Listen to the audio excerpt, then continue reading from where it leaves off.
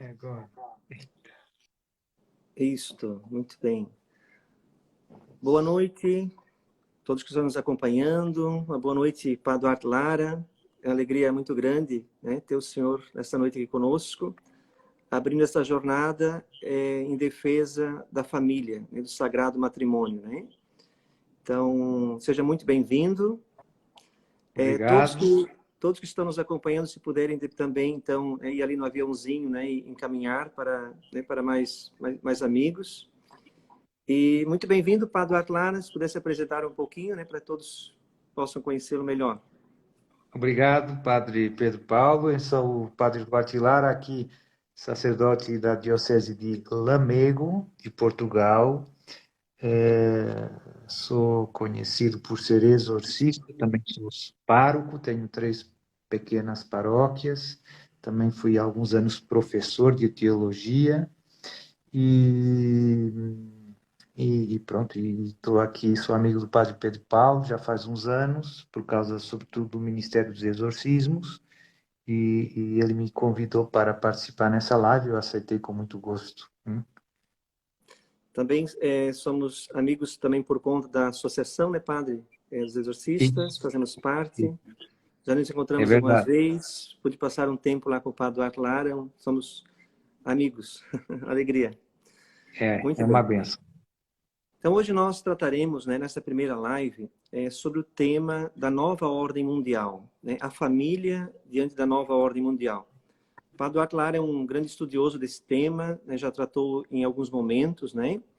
E então hoje ele está conosco para nos ajudar a entender um pouco melhor, né, esse contexto. Então, Padre, se o senhor pudesse primeiramente colocar para nós um pouquinho o que é a nova ordem mundial.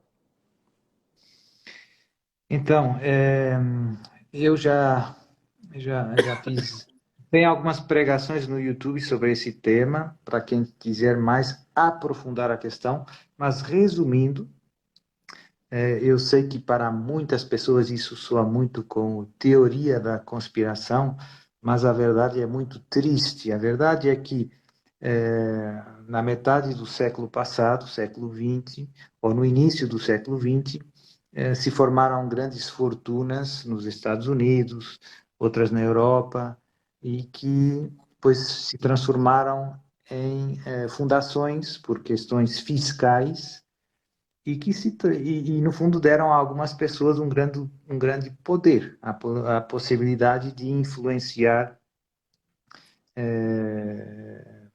o destino das nações, né? Deram origem a grandes grupos econômicos, aquilo que eu chamo, ou que se chama às vezes em economia de interesses instalados. E então o professor Olavo de Carvalho, que Deus chamou assim faz pouco tempo, chamava a estes milionários ou bilionários os metacapitalistas. Por quê? Porque eram para além de capitalistas, eram ultrabilionários, né? Alguns nomes, algumas famílias são famosas. Família Rockefeller, né? Ligada ao petróleo nos Estados Unidos.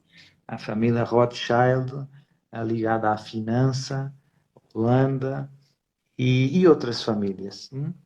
E que, como eu dizia, depois começaram tentando, no fundo,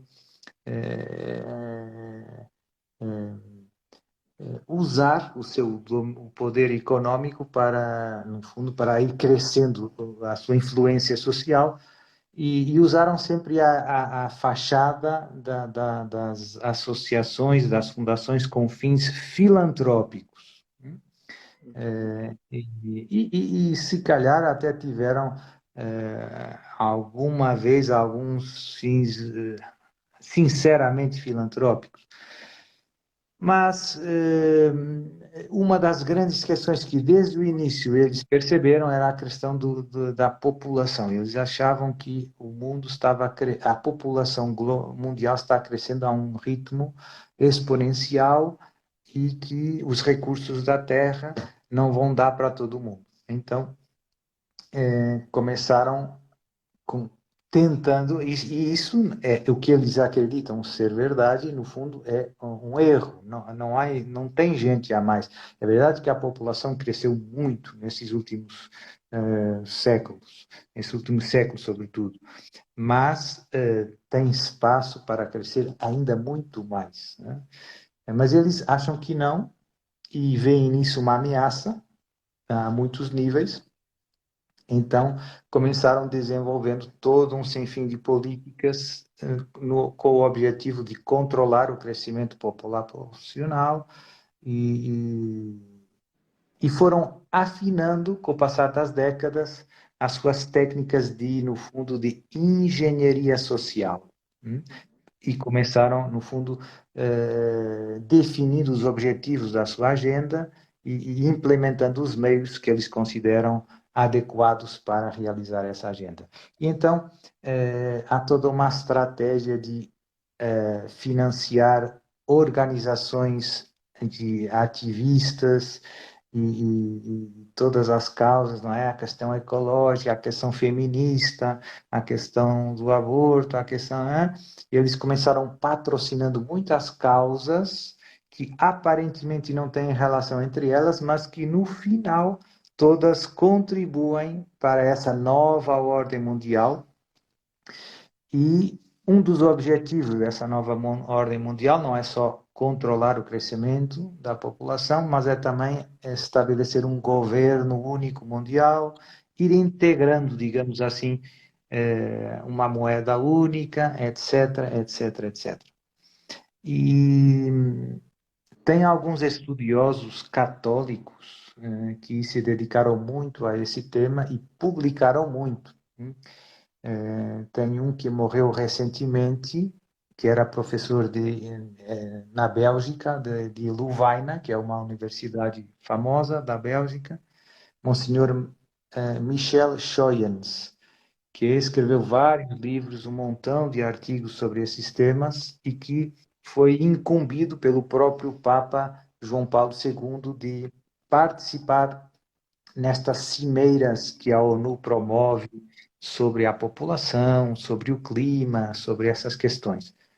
Depois tem outro sacerdote argentino, Monsenhor Cláudio Sanaúja, que também se dedicou muito a estudar esses documentos emanados por essas organizações internacionais, a ONU, etc., etc., e explicando quais eram as verdadeiras intenções com todos esses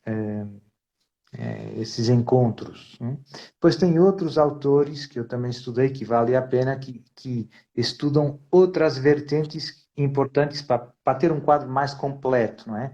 Tem o padre espanhol, aqui de Burgos, que é uma diocese perto de Madrid, no norte de Madrid, padre Manuel Guerra, um homem também, um grande estudioso, tem muitos livros, Faleceu 2 há pouco doutorados, tempo. faleceu há pouco tempo e tem muita coisa sobre a nova era, sobre as sociedades secretas, sobre todas essas agendas que nós vemos, e ele faz um pouco a genealogia a história de como surgiram essas correntes de pensamento e como chegamos aqui, muito bom.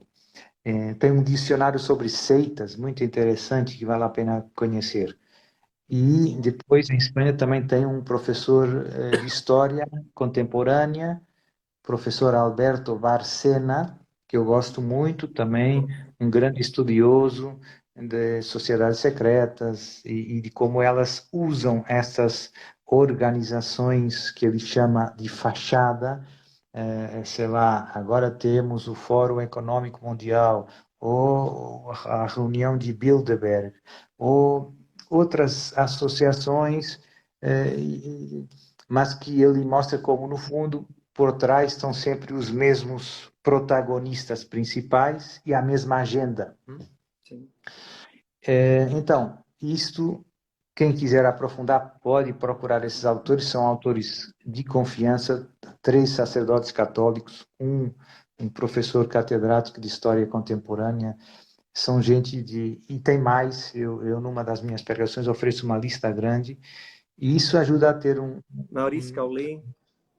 sim, e tem também muitos testemunhos credíveis de pessoas que fizeram parte destas associações, que participaram nessas reuniões, que contam o que se discutiu, o que se propôs, etc, etc, e depois, por um toque da graça de Deus, se arrependem e saem, e digamos que e começam lutando pela causa do Evangelho.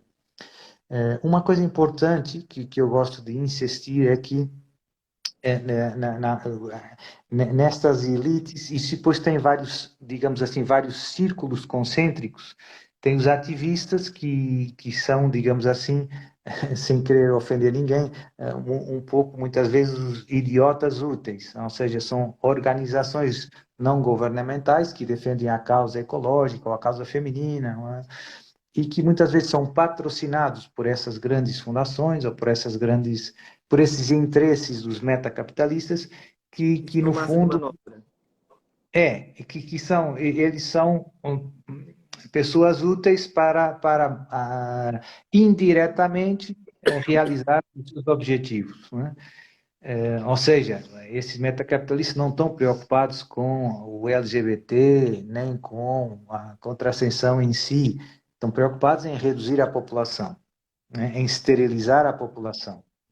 E então, esses são alguns dos meios, mas não necessariamente são os únicos. São os que, nesse momento, são os mais oportunos, né? É só isso.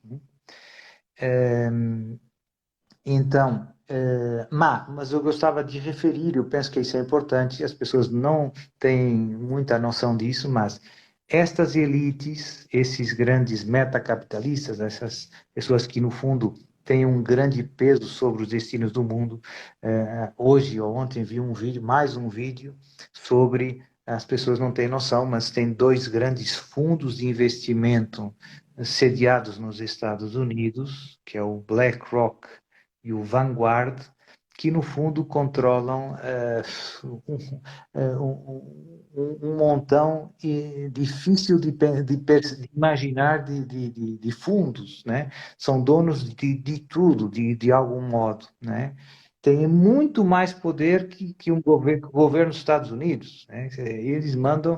Eles são donos de quase tudo, né? No fundo, direta ou indiretamente, porque têm participações diretas, são donos das grandes multinacionais, né? Todas, né? Que é os donos da Apple, da Microsoft, de tudo, né? Que você pense dos jornais, dos mídias, né? Têm participações diretas e depois têm participações diretas, são donos dos outros donos. Sim. E, portanto, quando você faz as contas, são eles que decidem quem é o presidente e Sim. qual é a estratégia comercial.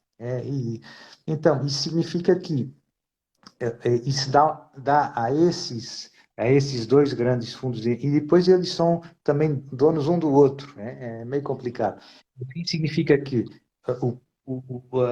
quem decide sobre as grandes instituições no mundo dos mídias, no mundo da banca, no mundo da indústria militar, etc., são poucas pessoas. Uhum. Hum?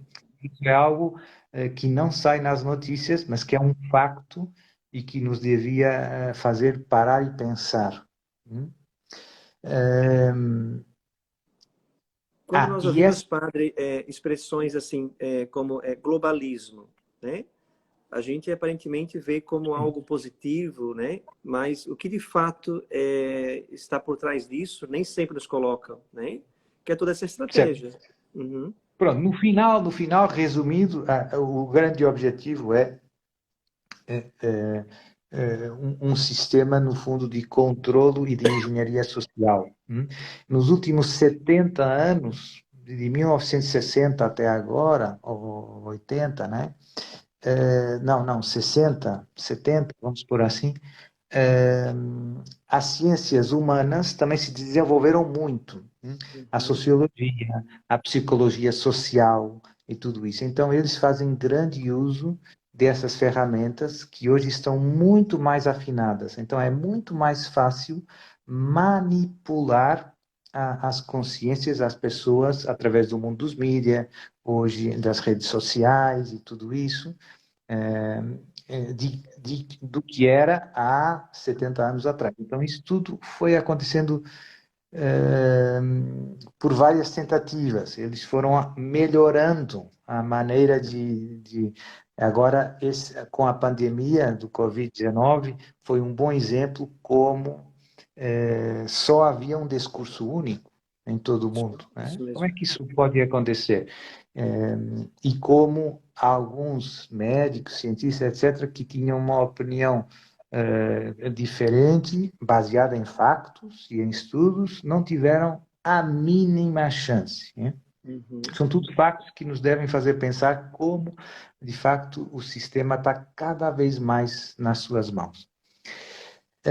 Mas o que eu queria insistir, e penso que é importante dizê-lo claramente, é que estas elites que controlam estes grandes fundos de investimento no fundo, tudo que, na economia mundial, a política, etc., são, infelizmente, expressamente satanistas. São pessoas que prestam culto ao demônio e que têm ódio a Deus. Uhum. E, portanto, esta perseguição aos cristãos, em particular, que hoje assistimos no mundo e que é a mais... Nunca houve na história, nesses 2000 anos de cristianismo, tantos mártires, tantos perseguidos, como acontece agora nesses últimos 100 anos. Né? É uma coisa impressionante.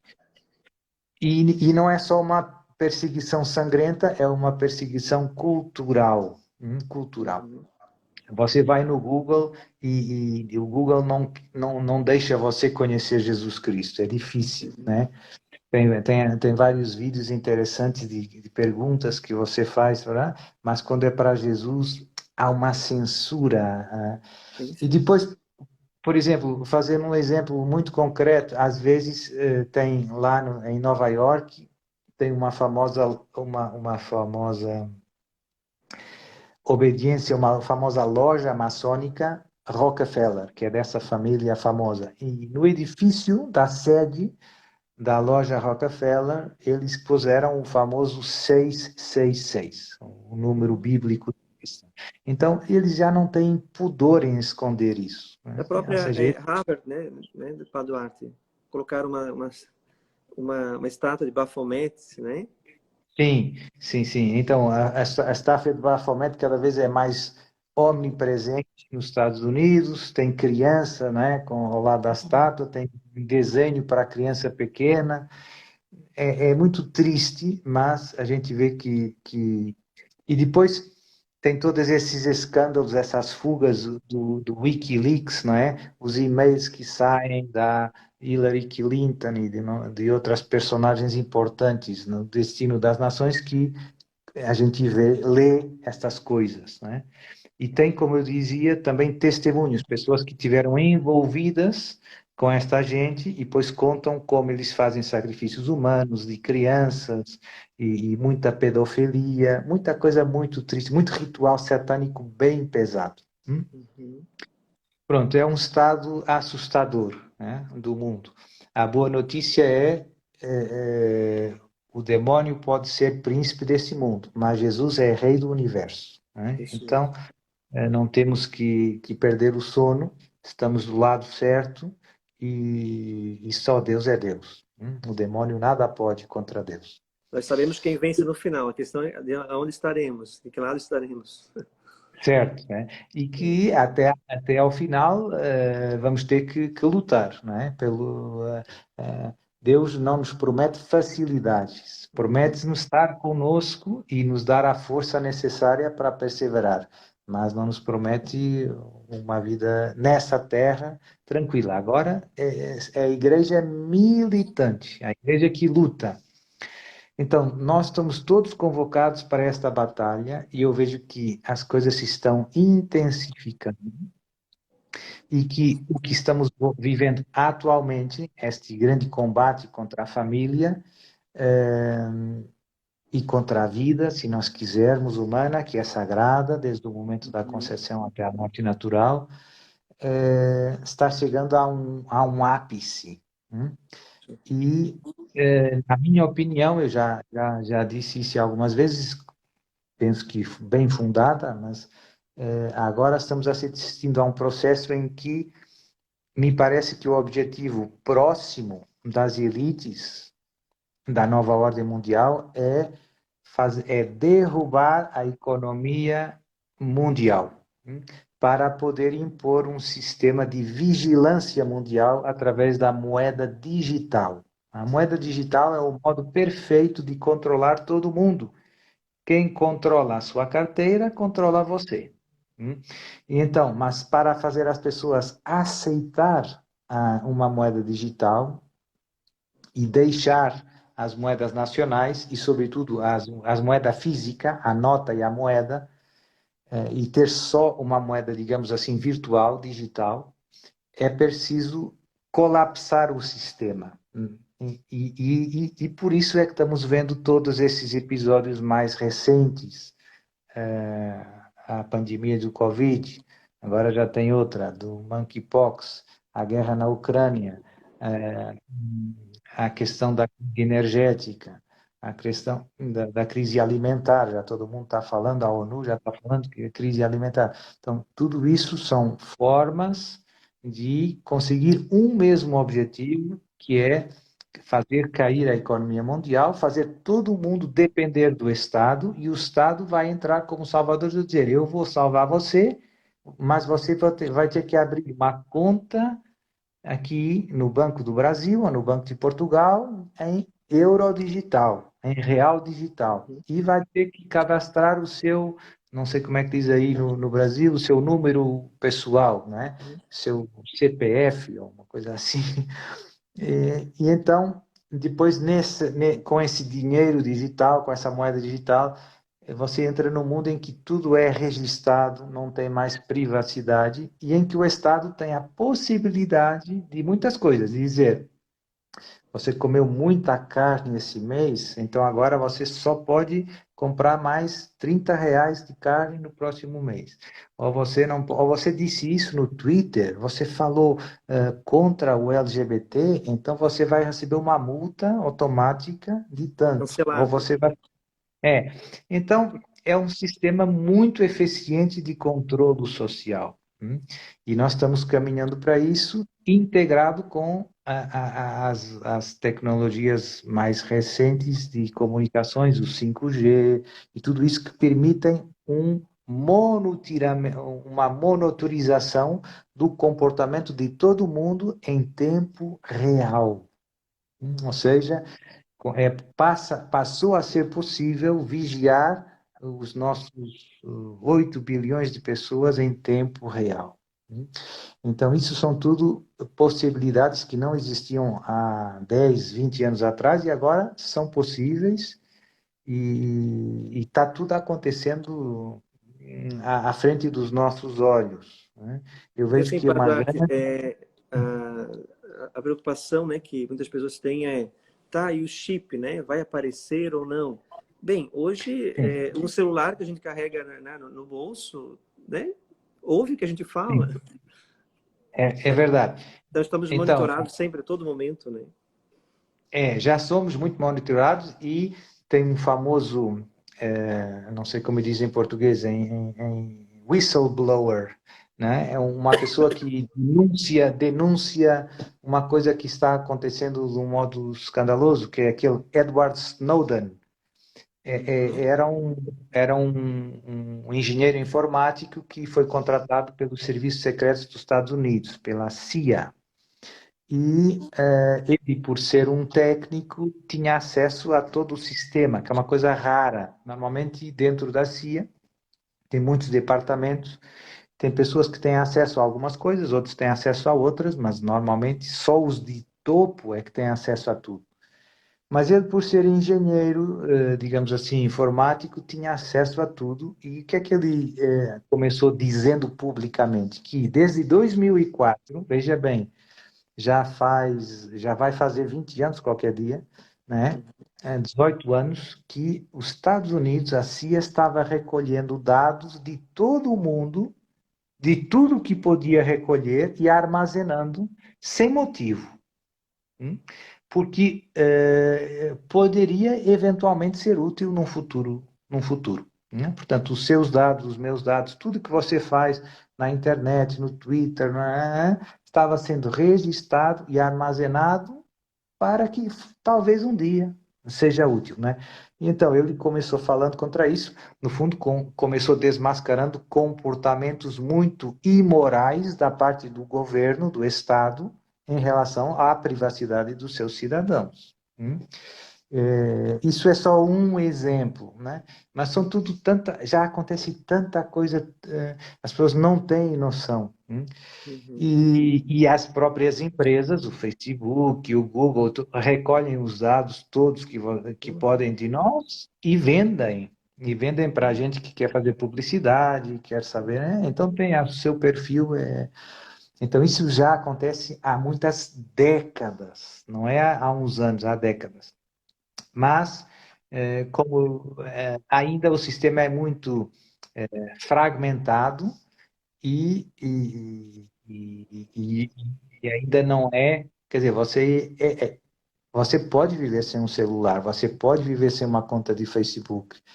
Tem muita gente nesse planeta Terra que não tem celular, né? Nós estamos no mundo ocidental, mais desenvolvido e tudo isso, mas tem tanta gente que então, o desafio é como monitorar toda essa população de alguma maneira, influenciar o seu comportamento.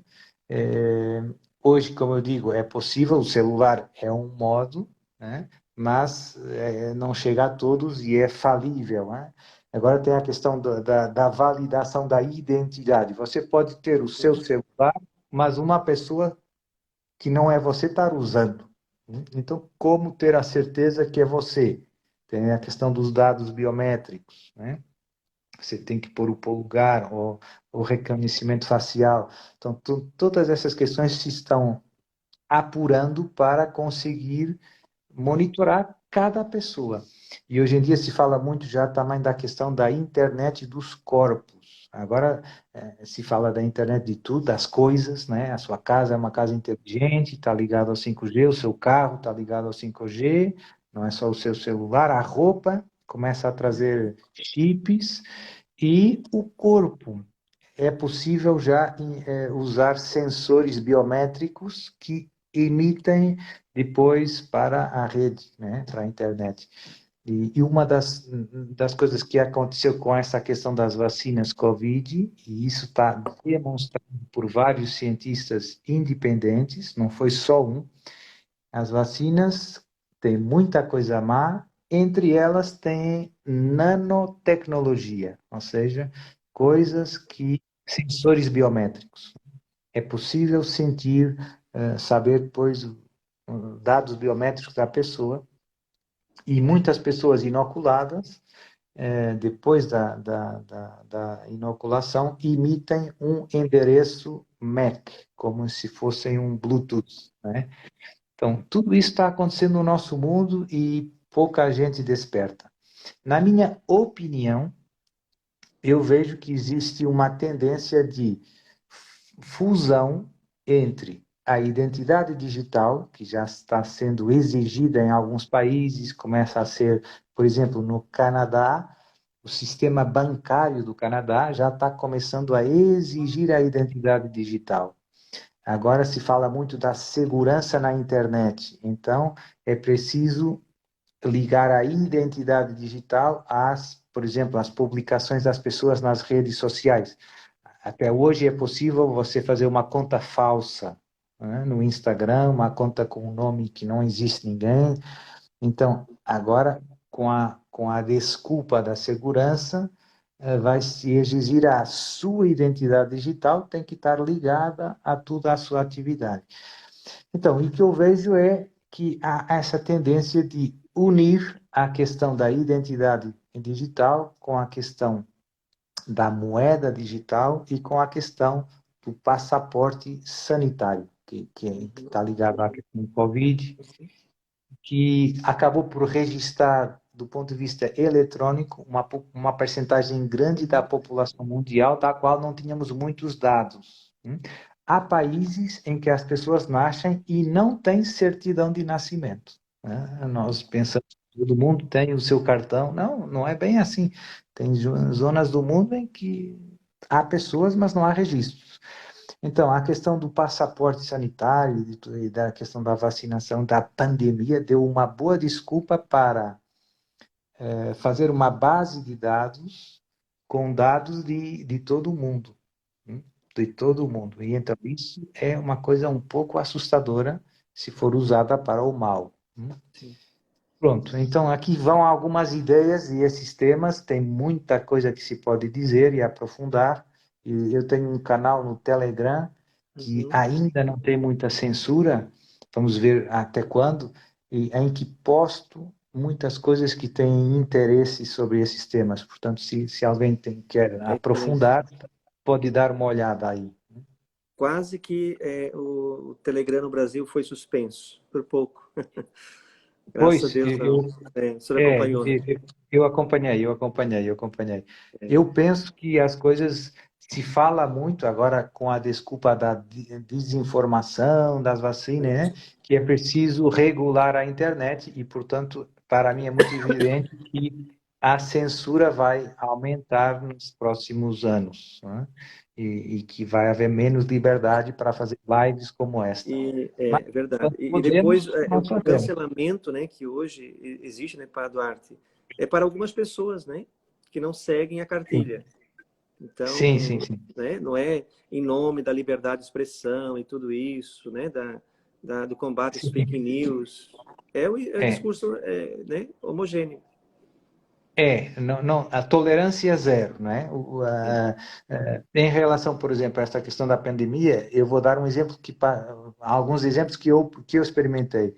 Eu postei vídeos de alguns médicos, de alguns cientistas, com fatos e com estudos e etc., bem fundados, no YouTube, e foi censurado, Uhum. né? Porque vai contra as indicações da OMS. Mas quem conhece a ciência sabe que sempre houve debate em sede científica, né? Sempre houve debate em revista científica. Tem estudos e depois tem um que interpreta esses fatos desta maneira e outro que interpreta de outra maneira e tem diálogo e tem debate e E assim hoje, progride a ciência. não sei se o senhor tem É, acompanhado, até o DSM, né? Estamos no número 5. Então, hoje, alguns transtornos já não constam mais, né? Porque sim. estão excluindo. Então, né? Vão fazendo toda uma linguagem também, né?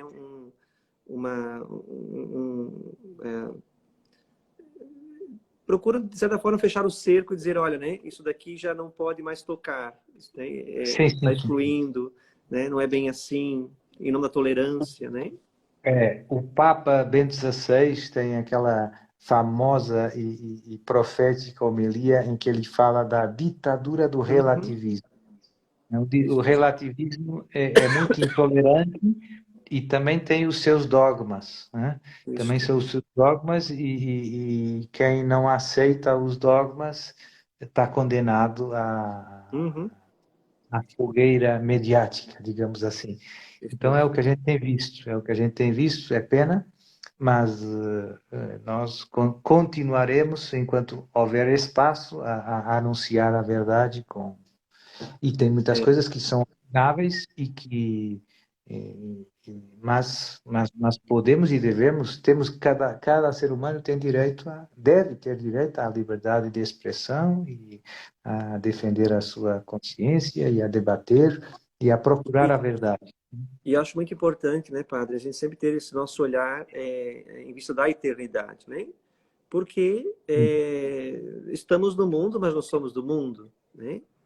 Então, bem, uma coisa importante é se o senhor pudesse, né, tratar um pouquinho de como tudo isso hoje atinge a família, né? Quais dificuldades o senhor está percebendo, como as famílias podem lidar com todo esse turbilhão, né, que estão se levantando aí. Então, eu vejo que hoje a família, com o passar dos anos, se encontra em situação cada vez mais, digamos assim, mais difícil, né? Uhum. Hoje a barra é pesada, né? Podemos dizer, por muitos motivos. Primeiro, porque a questão da liberdade de educação está sendo muito atacada. É difícil para os pais defender os valores que eles querem transmitir para os seus filhos. Hoje, o Estado cada vez mais quer roubar o papel dos pais, por exemplo, a questão da ideologia de gênero. Cá em Portugal houve um caso bem famoso, uns pais que tinham vários filhos, os filhos. Cá em Portugal o Estado criou uma disciplina de cidadania, sempre tem um nome muito bonito, que no fundo inclui a questão de ideologia de gênero e tudo isso, né? É um modo sutil no fundo, de passar a propaganda de gênero, que não tem nenhuma base científica, é um absurdo, não é preciso pensar muito para perceber que menino é menino e menina é menina, né? Então, esses pais se opuseram a que os filhos frequentassem essas aulas. Os seus filhos, na escola que frequentavam, pública, eram excelentes alunos. Eram irrepreensíveis do ponto de vista disciplinar, sempre pontuais, sempre assíduos, bons colegas, bons meninos, gente boa, sã, ótimos alunos, né? E então, por causa de não terem feito essa disciplina, por ser contra aos valores que os pais querem transmitir, houve toda uma polêmica e o Estado, o Ministério da Educação, acabou por impedir que essas crianças transitassem de ano. Elas ficaram trancadas por não terem feito aquela cadeia. Foi uma cena triste, mas mostra ao ponto onde chega o Estado, no fundo, está dizendo: os pais não sabem o que é melhor para os seus filhos. Sou eu que sei o que é bom para eles, sou eu que vou educar os seus filhos. E acontecem, agora nos Estados Unidos, acontecem coisas tremendas, eu vou vendo algumas, né? Agora estamos no mês do orgulho gay, no mês de junho, e então tem todos os escândalos de escolas que promovem atividades LGBT, mas depois arranjam um modo de ou os pais não saberem, ou os pais não conseguirem impedir, então tem toda essa batalha, essa cruzada. Sim. E também vai tendo, eu sei que agora no Brasil a coisa mudou um pouco, mas a possibilidade do homeschooling, dos pais ensinarem em casa, vai encontrando, em geral, no mundo, mais restrições. Em geral, no Brasil agora não, tem um presidente, graças a Deus, mais sensato nesses temas, mas, em geral, o cerco vai apertando as famílias, né? Cada vez é mais difícil para uma família fazer o homeschooling. E, além dessa questão da escola propriamente, eu penso que outra das grandes, a maior, talvez uma das maiores dificuldades das famílias é o próprio ambiente cultural. Hoje vivemos num mundo louco. Então, para os pais católicos, empenhados a ajudar os seus filhos a conhecer Jesus, a crescer nas virtudes cristãs, a ter uma visão do mundo segundo Deus, digamos assim, que estamos de passagem, que o céu existe, etc, etc. Vivemos numa cultura doente, um neopaganismo muito decadente, em que o vício é exaltado, em que se chama bem aquilo que é mal e mal aquilo que é bem. Então, para as crianças pequenas, fica cada vez mais difícil para os pais, nesses primeiros anos que são anos, digamos, de mais delicados para a formação do caráter, para a formação das virtudes. Você tem um jovem de 15 anos, pronto, que já recebeu uma boa formação. Ele já está um pouco vacinado, entre aspas, já tem um certo sentido crítico para entrar, para lutar pela sua fé no meio do mundo. Outra coisa é uma criança de 5 anos. Outra coisa é uma criança 3 anos, né? Uhum. E hoje o que nós estamos assistindo, e é preocupante, é que cada vez mais cedo as crianças são pervertidas pelo mundo que as rodeia. Isso E, mesmo. infelizmente, o Estado não ajuda as famílias nisso. Então, Isso. é, Aí é preocupante, por né, exemplo, padre? As séries, os desenhos, o próprio cinema, isso, né? Todos é, tomados por essa cartilha. tudo. Eu tenho muitos sobrinhos, tenho 9 sobrinhos. No outro dia eu estava vendo os desenhos animados, não sei como é que se Uhum. diz aí no Brasil, Isso. para criança de 2 anos. Uhum. Então, é mesmo o básico desses quase que não tem história, só o desenho, assim, umas coisas. E então, o tema era o Halloween, né? Uhum. Então, criança de 2 anos tem que ver tema de bruxa e feitiço e tudo isso. Então, como eu digo, os pais hoje lutam contra toda uma cultura que é muito perversa e que deforma desde muito cedo. Então fica muito cansativo, porque o pai e a mãe tá sempre dizendo que não pode ver esse, não pode fazer aquilo, né? Que todo mundo faz. Uhum. Então, essa questão cultural, aquilo que eu chamo a cruzada cultural, é muito pesada para as famílias, sobretudo que têm crianças, filhos novos. Porque nós todos, quer queiramos, quer não, somos também um pouco filhos do mundo em que vivemos, dos nossos tempos. A nossa maneira de olhar para o mundo, de pensar, é também fruto da sociedade em que vivemos. Sim.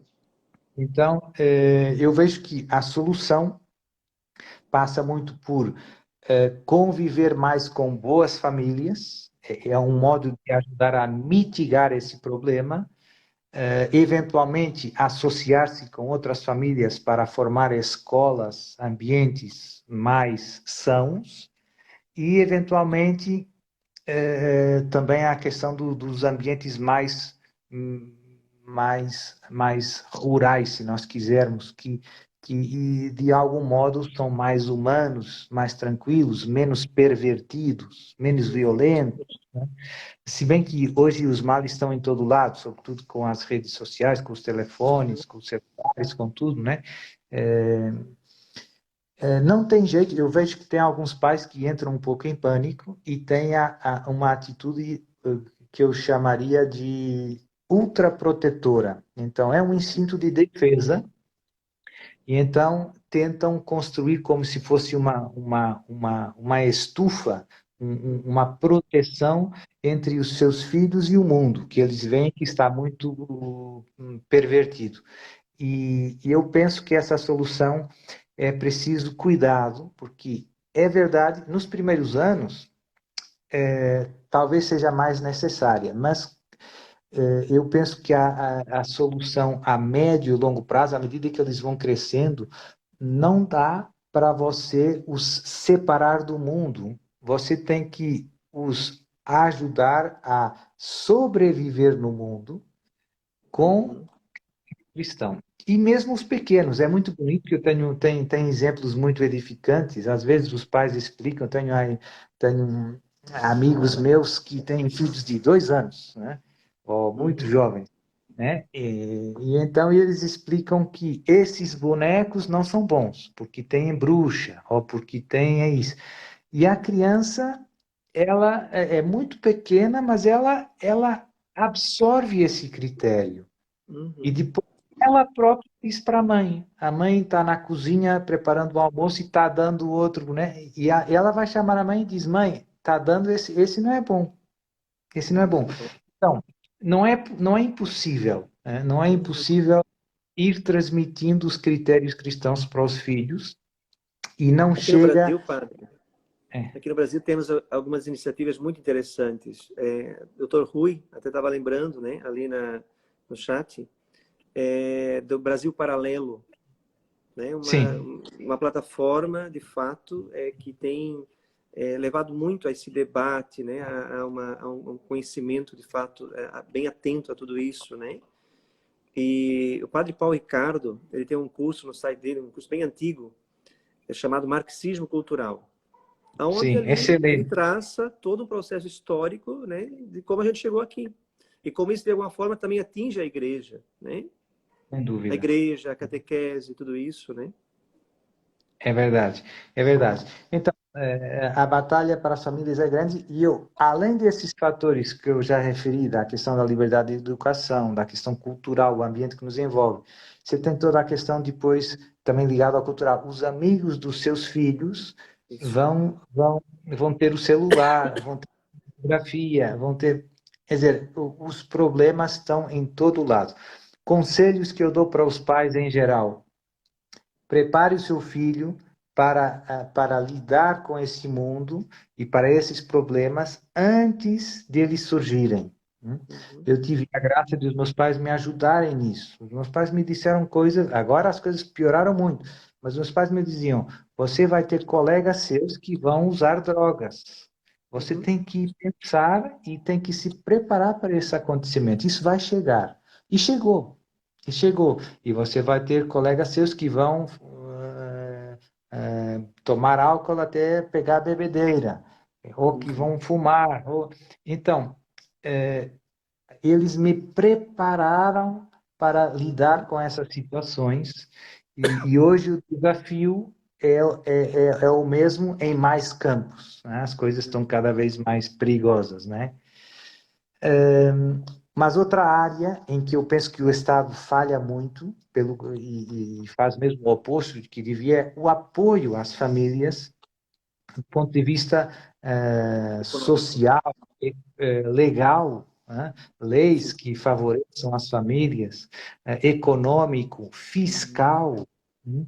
Então, tem toda uma área em que eu vejo que eh, as famílias são muito penalizadas, são muito, não, são pouco apoiadas pelo Estado, né? Porque eu também penso que não há interesse muito, o divórcio é muito fácil, não há muito apoio, abono de família para mais filhos, é muito caro, né, Uhum. sustentar os filhos. Antigamente, trabalhava só o homem, a esposa ficava em casa, tinha mais filhos e no final tudo dava certo. Hoje, se não trabalharem dois, é quase impossível pagar as contas, né? Se tem dois filhos, já fica estrangulado, né? Então há uma espécie de asfixia econômica, né, das famílias. Eu noto muito isso. Então, não é fácil, né? E eu penso que vai continuar agravando-se nesse contexto que já falamos de nova ordem mundial e de procurar o colapso econômico do sistema para poder impor uma moeda digital. Então, isso é tudo um contexto muito adverso às famílias, mas a boa notícia, voltamos sempre ao mesmo, é que Deus é Deus, a família é um projeto divino, Deus quis a família antes do pecado, e, e a família, no fundo, de alguma maneira, é um ícone da Santíssima Trindade. Tivemos agora a solenidade, né? É uma comunhão de pessoas fundada no amor, né? E, portanto, sem família não há verdadeira felicidade, de algum modo, porque a maior universidade do que é amar e Uhum. ser amado é a família. Hum? Isso mesmo. Sexta-feira, Padre Duarte, nós vamos ter uma live com o Dom Adair, né? E ele vai tratar Ótimo. daquela frase da irmã Lúcia. Lúcia. A última batalha entre Deus e Satanás será sobre a família e também a vida, né? Então, como Nossa Sim. Senhora tem nos preparado, né, de fato, para esses tempos, né? É, E, sim. o demônio sabe que se conseguir destruturar a família, ganha a guerra, porque das famílias sãs vem tudo. Vêm Uhum. os bons cidadãos, vêm os bons cristãos, vêm as vocações de consagração, né? Vêm os padres, vêm as irmãs, os religiosos. E, pelo contrário, quando a família está doente, está destruturada, vem todo o sem fim de desordens e doenças, né? Uhum. Psicológicas, Uhum. carências afetivas, sem fim de problemas sociais, né? De suicídios, né? E, portanto, destabilizar a família é destruir o homem, é destruir a sociedade. Hoje é o drama que temos à frente dos nossos olhos, né? E, portanto, é tão urgente ajudar a família e as famílias a se manterem firmes à sua vocação, né? A boa notícia é, às vezes, os tempos mais difíceis também nos têm um efeito, digamos assim, eh, provocador, nos acordam as Uhum. coisas mais essenciais. E então eu vejo que, graças a Deus, esta perseguição às famílias e a transmissão da vida e a fecundidade das famílias tem gerado famílias mais combativas, mais conscientes e mais apostólicas. Uhum. E isso é muito animador, e eu conheço várias, né? Tem muitas Maravilha. famílias Eu que também. e isso é muito, muito animador e pronto. Mas a gente se sente também, no contexto atual, do ponto de vista sociológico, um pequeno resto, né? Somos Uhum. uma minoria, né? Mas sal da terra e luz do mundo, Deus do mundo. fermento da massa, né? Jesus nos pede, vocês sejam fiéis É, e eu a, vos pro- utilizarei. a profecia do Cardeal Ratzinger, né? Se cumprindo. Pequeno resto. É, é, Muito bem. é. Padre, eu gostaria, estamos quase já estourando o tempo. Gostaria de fazer referência, então, ao livro que o Padre Duarte Lara falou, né? Esse daqui, Poder Global e Religião Universal, né? Então, é um livro que pode dar para a gente assim, um bom apanhado disso que o Padre Duarte foi colocando nessa live, né? Tem também um outro livro do mesmo autor, do Monsenhor Sanayuna, A Cultura de Morte, o Grande Desafio da Igreja. Então, também nos dá assim, um bom apanhado desse contexto. Infiltrados, a trama para destruir a Igreja Católica a partir de dentro. Tem um outro livro, bem, aqui no Brasil saiu uma série, né, de um autor chamado Alexandre Costa. E ele fala sobre, então, muito sobre a nova ordem mundial, né? Então, esse livro aqui, A Nova Ordem Mundial. Depois, o Brasil e a Nova Ordem Mundial. E as várias faces da nova ordem mundial. Então, temos muitos autores hoje tratando, né, para a gente estar, de fato, sempre então, muito antenados, acompanhando todo É. esse processo.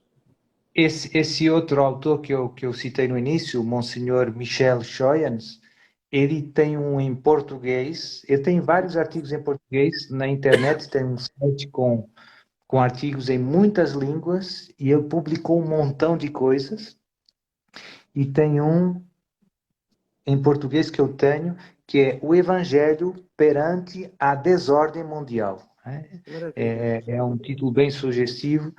Já tem anos, eu não sei quantos anos é que tem o livro, mas é muito atual em termos de conteúdo. São reflexões sobre essas cimeiras das Nações Unidas e esses temas que se discutem nas altas esferas e que as pessoas não têm muita consciência, mas que depois, passados 5, 10 anos, se vão transformando em realidade. Padre, estamos 3 minutos para concluir. O tempo está estourando, porque depois cai e a gente talvez acaba perdendo a live, né? Então, depois eu vou postar no meu canal do YouTube, o Padre Duarte também postará no canal dele, né? Então, para ficarmos, né, com todo esse conteúdo rico. Se o senhor puder dar uma palavra ainda, os que estão nos acompanhando, os que estamos iniciando essa jornada e teremos agora 9 dias pela frente, né? Então, se o senhor quiser dar uma palavra final, fique à Com vontade. certeza. Então, primeiro, agradecer o convite e encorajar essa ótima iniciativa. Que bom pensarmos sobre esses temas tão importantes.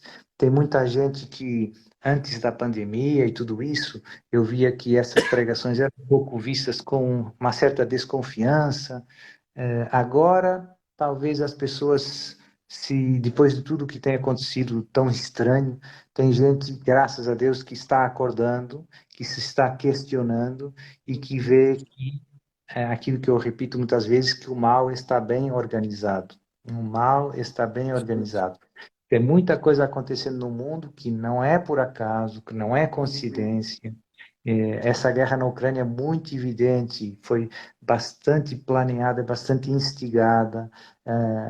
Todo mundo diz que a culpa é do Putin. É verdade que o Putin não é um santinho, mas os Estados Unidos querem essa guerra, patrocinam essa guerra, tiraram o, o, o, fizeram sair o presidente da Ucrânia antes do Zelensky, colocaram o Zelensky.